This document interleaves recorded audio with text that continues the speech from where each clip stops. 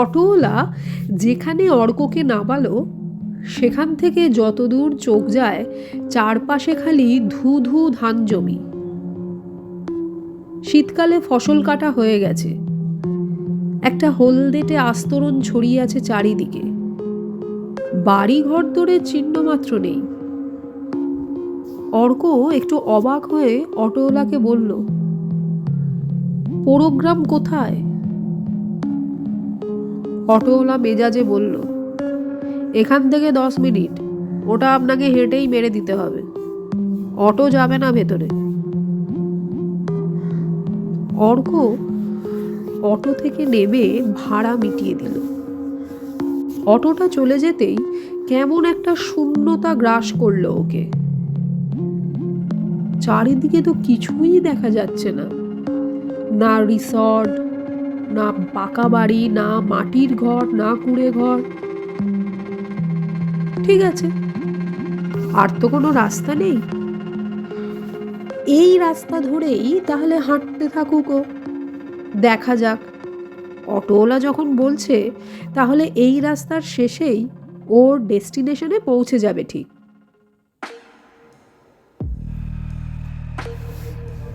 পোড়োগ্রামের সন্ধান ও পেয়েছিল সোশ্যাল মিডিয়ায়।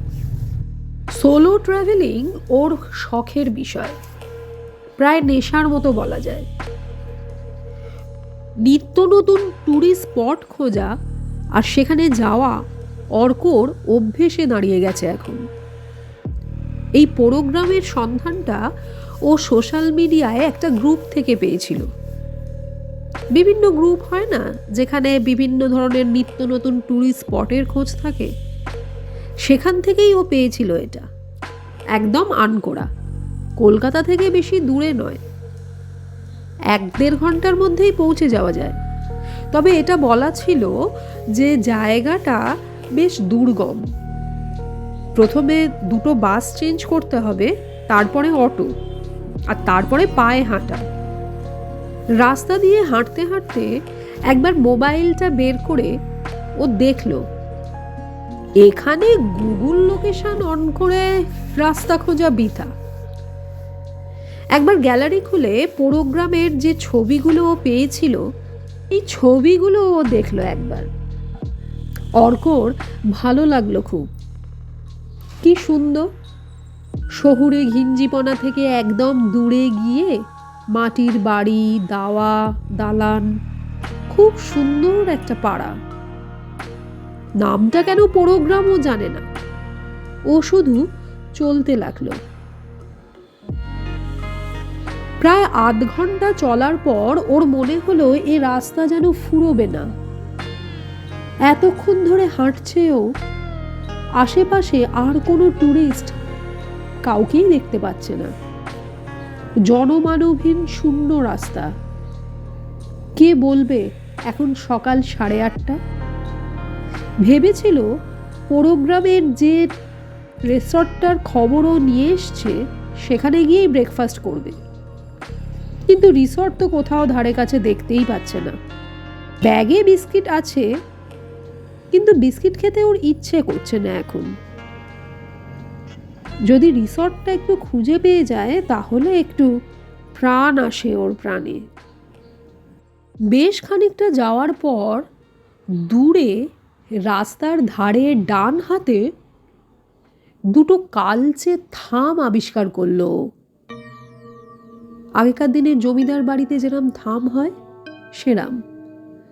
দ্রুত পা চালালো, ছবিটা চেনা ওর। গ্যালারিতে সোশ্যাল মিডিয়ায় পোড়োগ্রামের যে ছবি ডাউনলোড করেছিল সেখানে বেড়ানোর জায়গা হিসেবে ট্যুরিস্ট স্পটের আশেপাশে এই ছবিটা আছে। 2টো প্রমাণ সাইজের থাম, আর তাতে খুব সুন্দর কারুকাজ করা। তাড়াতাড়ি পা চালিয়ে থাম 2টোর কাছে পৌঁছে গেল, আর পৌঁছাতেই দেখতে পেল দূরে একটা সুন্দর সুদৃশ্য সাজানো গোছানো রিসর্ট। প্রাণটা উৎফুল্ল হয়ে উঠল, তাড়াতাড়ি করে পা চালালো।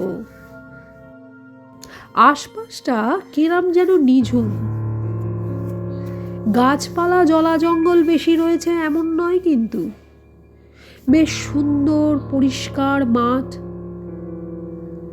ওই দুটো থাম ছাড়াও কিছু কিছু চিহ্ন ছড়িয়ে আছে আশেপাশে, জনবসতির চিহ্ন।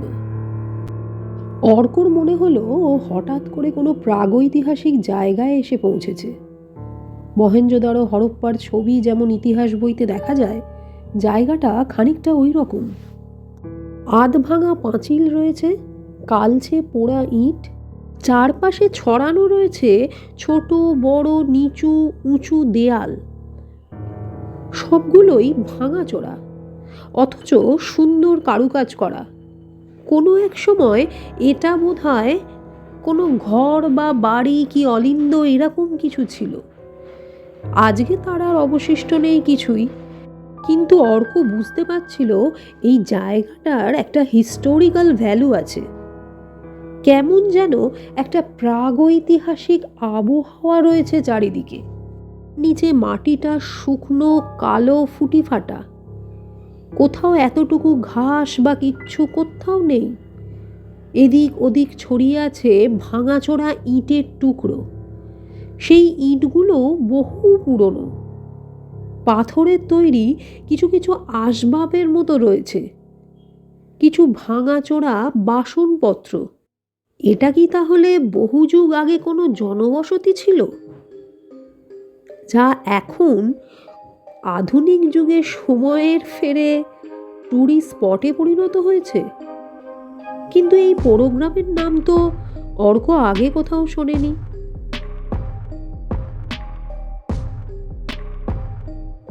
মৃদু মৃদু হাওয়া দিচ্ছিল, অর্কের নাকে এসে লাগছিল একটা অদ্ভুত গন্ধ, কেমন যেন একটা পোড়া পোড়া গন্ধ।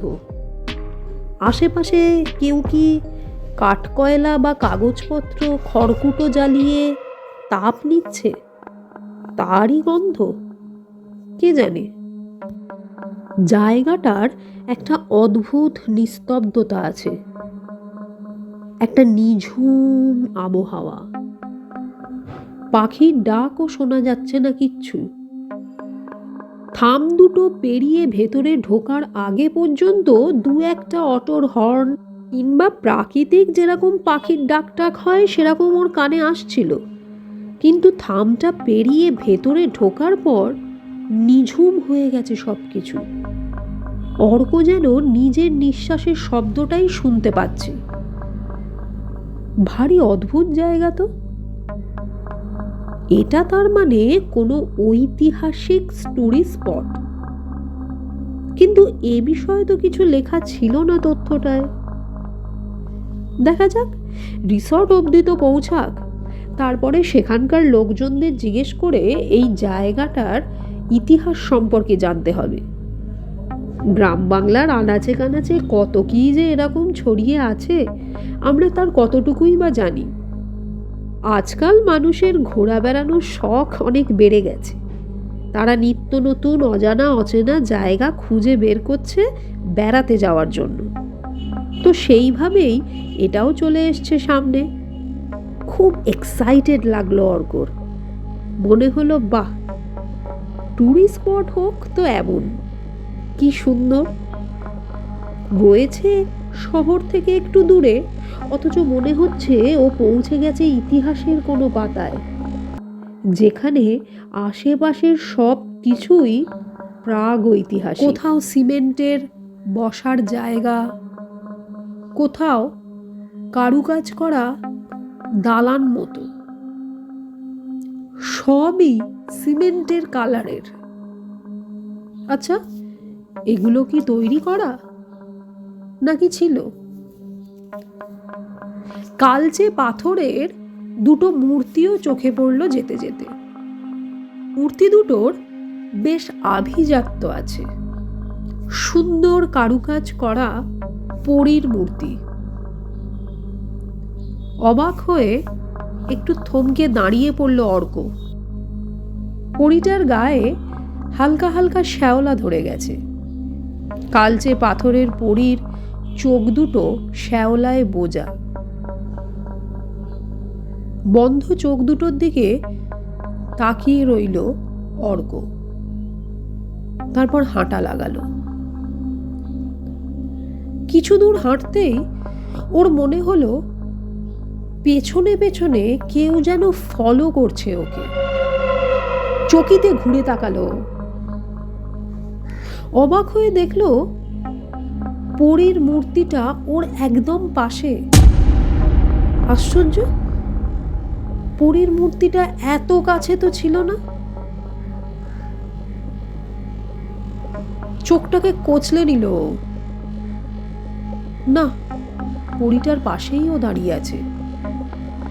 উফ, খিদে পেয়েছে, এতটা রাস্তা হেঁটে এসছে, ক্লান্তি রয়েছে। ও আসলে বোধহয় হাঁটেইনি পরীটার কাছ থেকে। ওটাকে দেখতে দেখতে একটু অন্যমনস্ক হয়ে গেছিল বোধহয়। একটু হেসে আবার পা চালালো। দূরে রয়েছে রিসর্টটা। একটা ফোন নাম্বার আছে। ওখানে দাঁড়িয়েই ফোন করলো অর্ক। রিং বাজছে।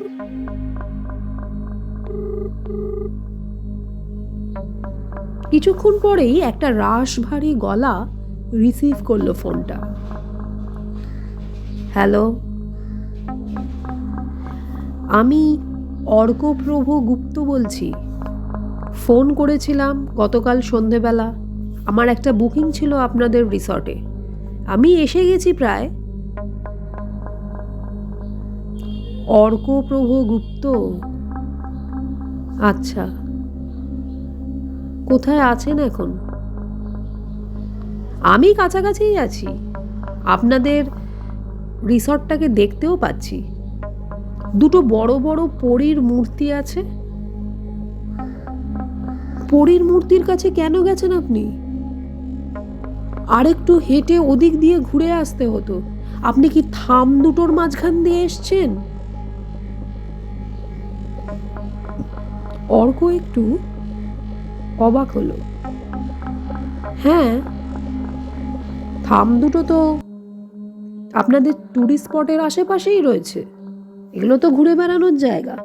শর্টকাট হবে বলে ওটার মধ্যে দিয়ে ঢুকলাম। কাল আপনার ফোনটা কে রিসিভ করেছিল এখান থেকে? বলে দেয়নি? থাম দুটো যেখানে আছে সেই জায়গাটা পেরিয়ে গিয়ে একটু ঘুরে তবে আমাদের রিসর্টে আসার কথা। ওই থাম দুটোর মধ্যে দিয়ে ঢোকা বারণ। অর্ক হেসে ফেলল। আরে না না, কিছু অসুবিধে হয়নি। কেউ ছিল না, তেমনভাবে কেউ ধরেও নি। আর তাছাড়া আমি তো আপনাদের রিসর্টে থাকতাম, আবার আসতামও। ফোনের ওপারে থাকা রাশভারী গলা আর একটু গম্ভীর হয়ে গেল। দেখুন, যদি আমাদের রিসর্ট অবধি পৌঁছাতে পারেন। বারবার বলে দিই আমরা, ওই থাম দুটোর জায়গাটা পেরিয়ে আমাদের কাছে আসুন। পোড়োগ্রামের ফটক ওটা। ওখান দিয়ে ঢোকা বারণ আছে সবার। পেটের দায়ে এরকম একটা জায়গায় রিসর্ট খুলেছি আমরা। বারবার সাবধান করে দিই। ওই থাম আর পরী স্ট্যাচু আর বিভিন্ন রকম যে নিদর্শন ওখানে ছড়িয়ে আছে, সেগুলো যদি দেখতেই হয় তাহলে আমাদের লোক সঙ্গে যাওয়াই ভালো। সেই রকম ট্যুর তো আমরাই করাবো। বিকেলবেলা 4টে বাজার আগে অবধি আমরা সেই ট্যুর করিয়ে দিয়েই থাকি। যখন কেউ ফোন করে বুকিং করে তখনই বলে দেওয়া হয় যে ওই থাম দুটোর মধ্যে দিয়ে না এসে রাস্তাটা কভার করতে হবে অন্য দিক থেকে। এবার অর্কর একটু গাটা ছমছম করে উঠল। গলায় আতঙ্কের আভাস। কি বলতে চাইছেন বলুন তো? সামান্য তো একটা রাস্তা। আপনারা ঘুরে আসতে বলেন আর এই থামের মধ্যে দিয়ে আমি এসছি। রিসর্টটা তো আমি দেখতেই পাচ্ছি, চোখের সামনেই রয়েছে। কতক্ষণ আর পৌঁছাতে লাগবে? ফোনটা রেখে দিলেন ম্যানেজার বাবু। কেমন একটা খটকা লাগলো অর্কর। হঠাৎ করে মনে হলো আশপাশটা কেমন শীতল হয়ে উঠছে। একটা ঠান্ডা বাতাস বইছে পুরনো ইট, পাথর, থাম, দেয়াল সব জুড়ে। মাটিটা যেন কাঁপছে হালকা হালকা, মৃদু ভূমিকম্প হচ্ছে যেন।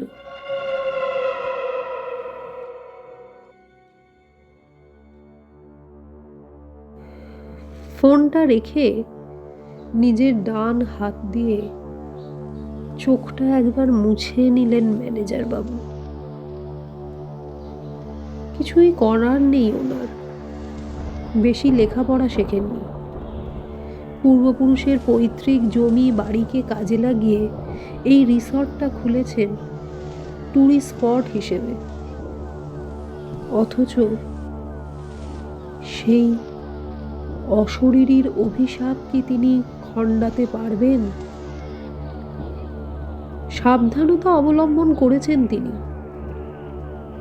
তাছাড়াও যদি কেউ অসাবধানী হয়ে পড়ে তাহলে ওনার কি দোষ? বহু বছর আগে ওই থামওলা যে জায়গাটার কথা উনি এখন বলছিলেন, সেটা ছিল ওনার পূর্বপুরুষের বাগান বাড়ি, সুদৃশ্য সাজানো। বাগান বাড়ির পেছনে কয়েক ঘর প্রজা থাকতো, বেশি নয়, 10-15টা ফ্যামিলি। তার পূর্বপুরুষ ছিলেন রাগী বদমেজাজি। একবার খাজনা ঠিক সময় মতো না পাওয়ায় সমস্ত পরিবারগুলোকে একসাথে এনে এই বাগান বাড়ির ঘরে আটকে রেখেছিলেন। তারপর রাতের অন্ধকারে লোক লাগিয়ে আগুন লাগিয়ে দিয়েছিলেন সেই ঘরে। এতগুলো মানুষকে একসঙ্গে পুড়িয়ে মেরে ফেলতে একটুও কষ্ট হয়নি ওনার। ভস্মীভূত হয়ে গেছিল পুরো বাগান বাড়ি। আর্ত চিৎকার ফেটে পড়েছিল চারপাশে। কিছু মানুষ বেরিয়ে আসার চেষ্টা করেছিল দরজা ভেঙে, সফল হয়েছিল 2-4 জন। পোড়া মাংসের যন্ত্রণা নিয়ে কাতরাতে কাতরাতে তারা শুধু ওই থামটুকু অবধি আসতে পেরেছিল। বড় লোহার ভারী গেট আর খুলতে পারেনি। এরপর কেটে গেছে বহু সময়, কালের নিয়মে হারিয়ে গেছে সব। লোকমুখে জায়গাটার নাম হয়ে গেছে পোড়ো গ্রাম।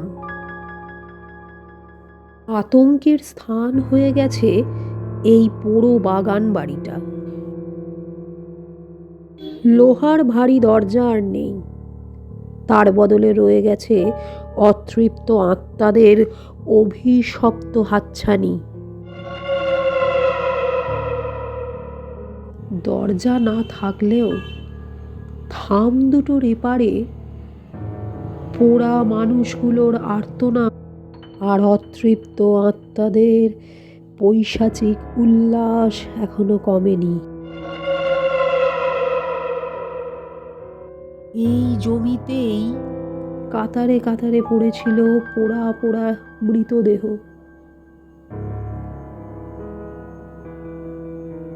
ম্যানেজার বাবু চোখে চাপা দিয়ে বসলেন। ওই থামের ভেতর দিয়ে যারা আসার চেষ্টা করেছে তাদের আজও খুঁজে পাওয়া যায়নি।